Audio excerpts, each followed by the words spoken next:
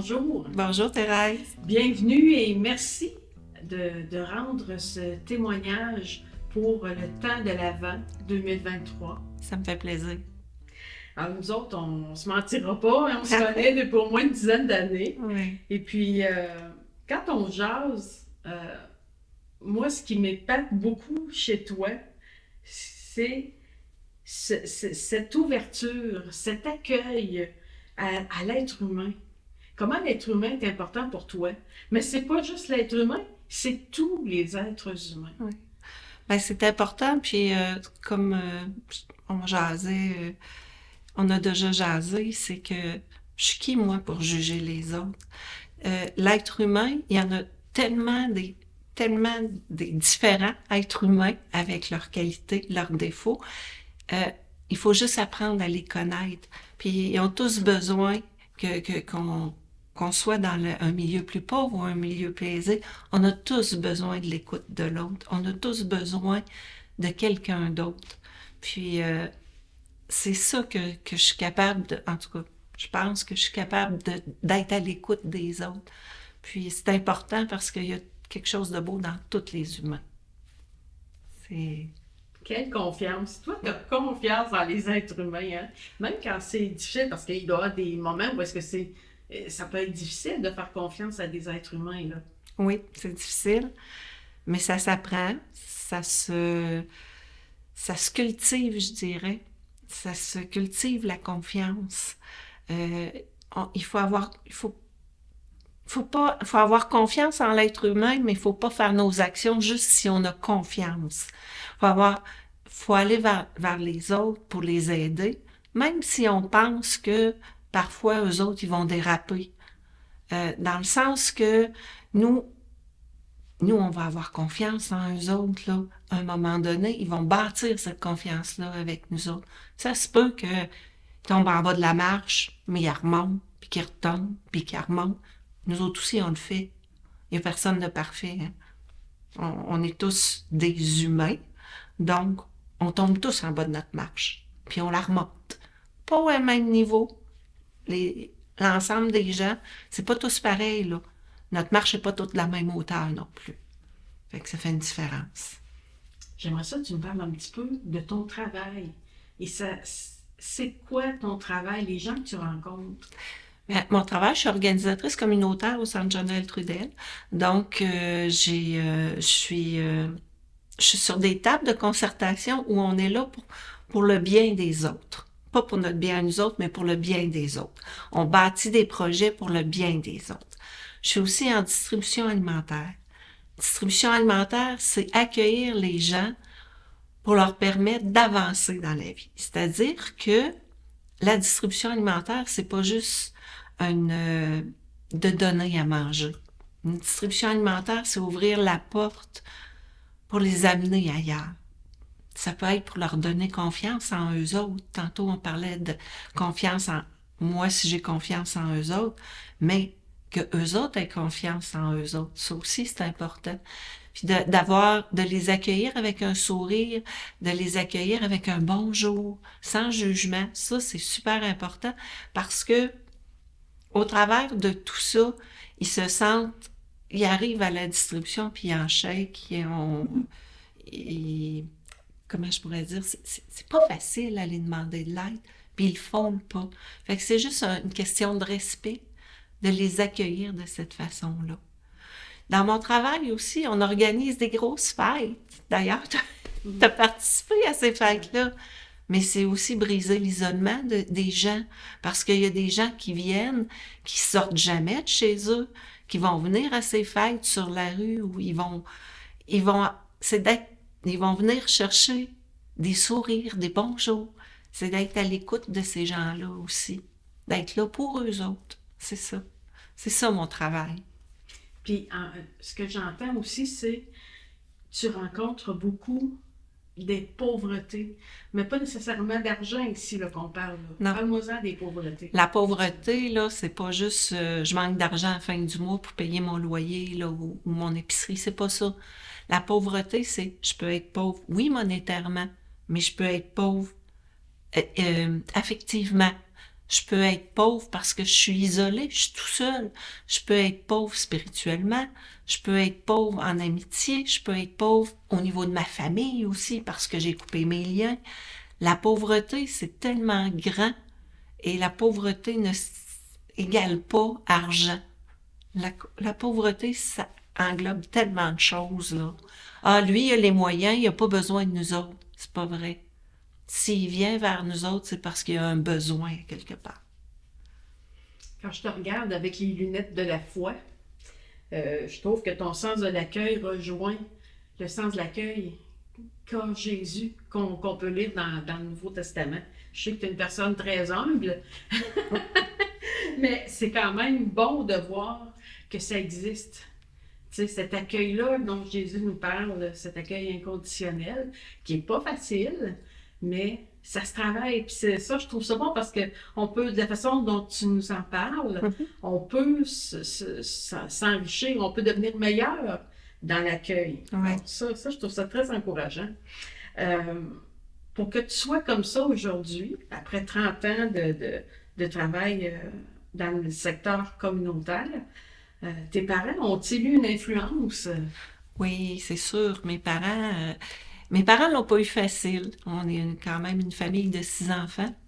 Puis c'est des gens. Ma mère elle nous disait tout le temps quand il y en a pour 8 autour de on est 8 autour de la table. Quand il y en a pour 8, il y en a pour 10. Elle accueillait les gens à la maison, elle était toujours accueillante. Mon père aussi, c'était un homme sage, un homme qui écoutait. C'est des gens qui ont connu c'est des gens qui ont connu la misère dans le temps de la guerre, les années de la Deuxième Guerre, là, c'était pas facile, là. Puis, ils étaient des jeunes adolescents, adultes, dans ce temps-là.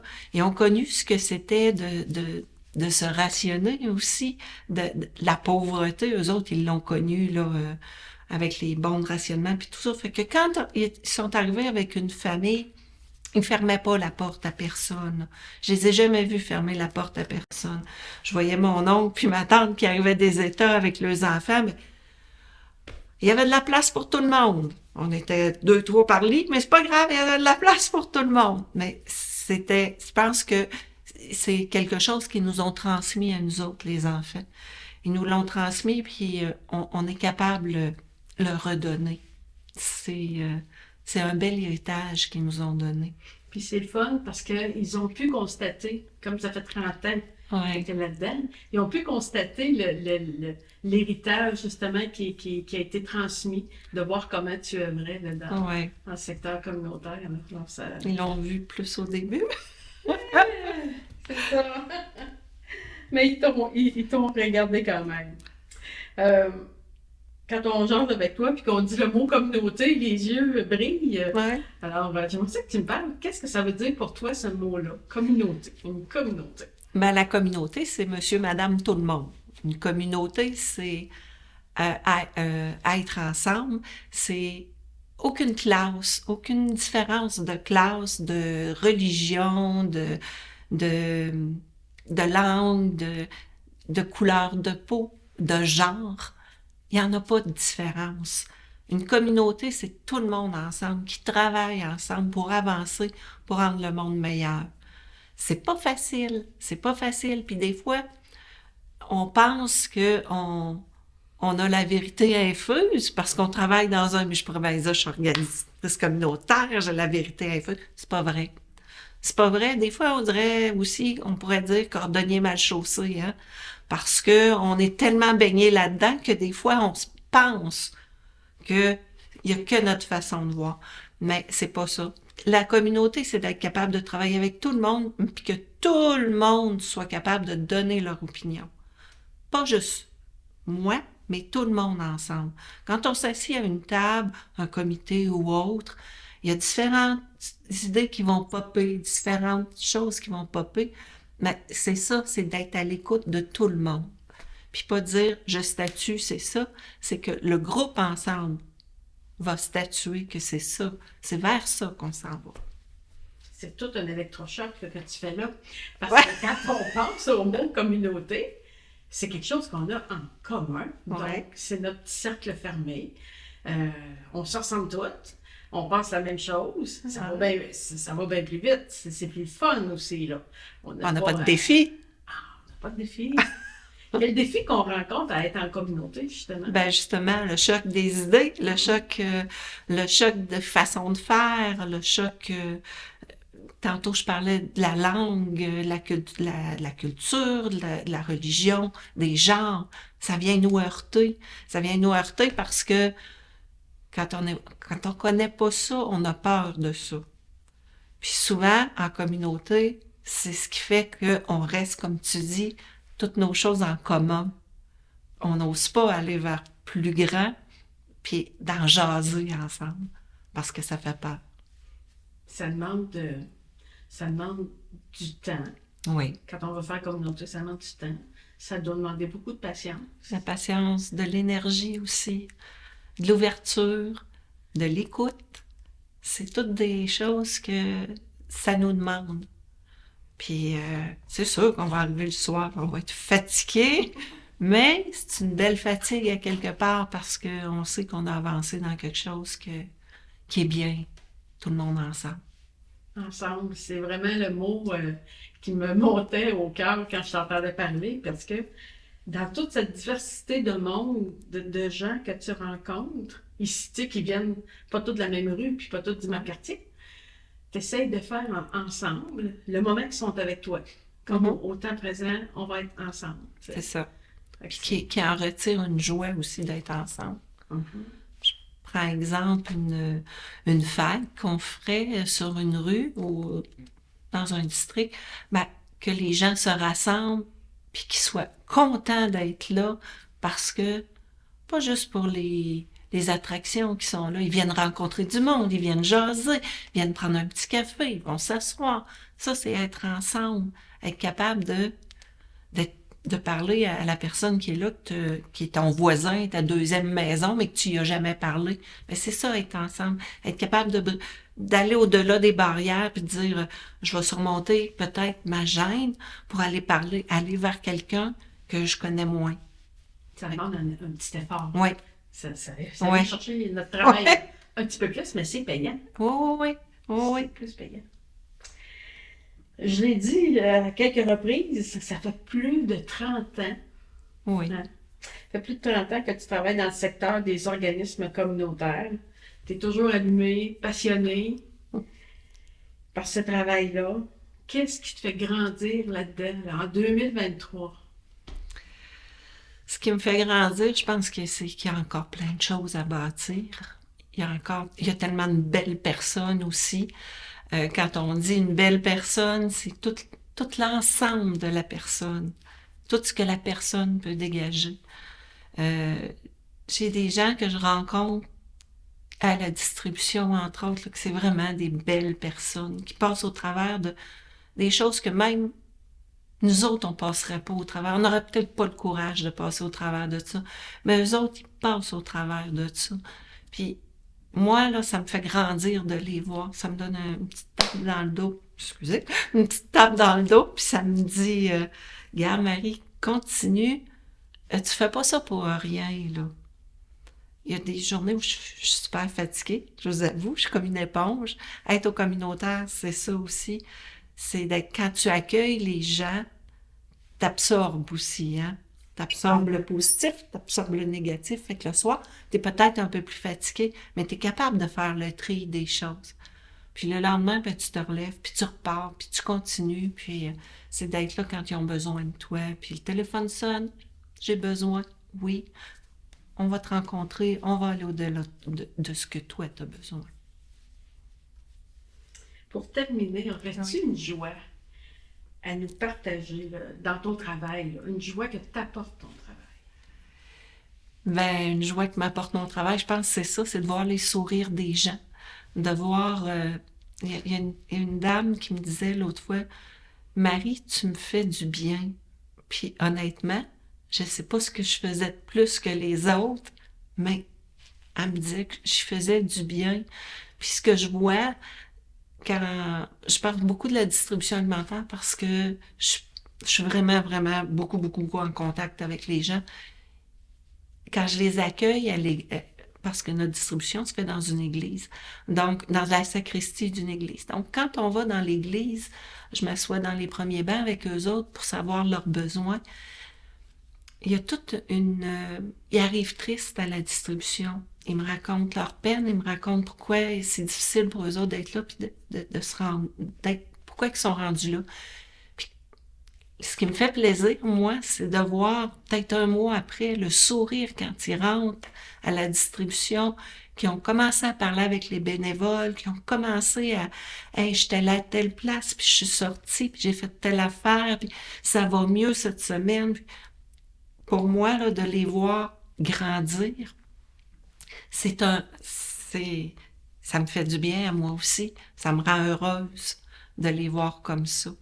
Fait que c'est une de mes joies, puis je pense que tout le monde, je pense, devrait être comme ça. De voir que l'autre avance, puis qu'il se détache un peu de nous autres aussi.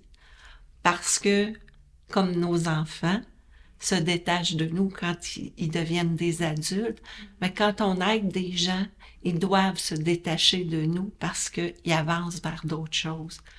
On les a redirigés vers d'autres personnes, vers d'autres organismes pour qu'eux autres puissent grandir. C'est ça aussi. Merci de nous partager cette belle joie. J'aurais le goût d'appeler cette entrevue les lunettes du cœur, parce que tu nous as appris à regarder l'être humain vraiment d'une façon bien spéciale, sans préjugés, en tout cas, dans le plus qu'on est capable de faire, puis même essayer de se dépasser dans le fait d'avoir des préjugés. Mais on peut-tu se fixer des défis? Est-ce qu'on peut s'en fixer des défis? Sûr. Voir c'est quoi notre préjugé, c'est quoi qu'on a comme préjugé. On est-tu capable de faire un petit bout de chemin pour essayer de diminuer ces préjugés-là? On rentre dans une période, comme tu dis, où on s'en va vers Noël, on a nos... Mais on peut-tu, pendant ce temps-là, essayer si on a plusieurs préjugés, ben au moins d'en prendre un, puis essayer de le diminuer, pas l'apaiser, mais le baisser un peu, là. Parce que si on n'avait pas de préjugés les uns envers les autres, on irait beaucoup mieux dans la vie. Tu sais, c'est pas juste un pansement qu'on mettrait dessus le bobo, ça serait une guérison totale. Sur ces mots pleins de sagesse, je te redis merci, Marie. Ça m'a fait plaisir. Merci pour ce partage de ton expérience, de ta façon de voir les êtres humains. Ça me fait plaisir. Bon temps de l'avant. Merci, vous autres aussi.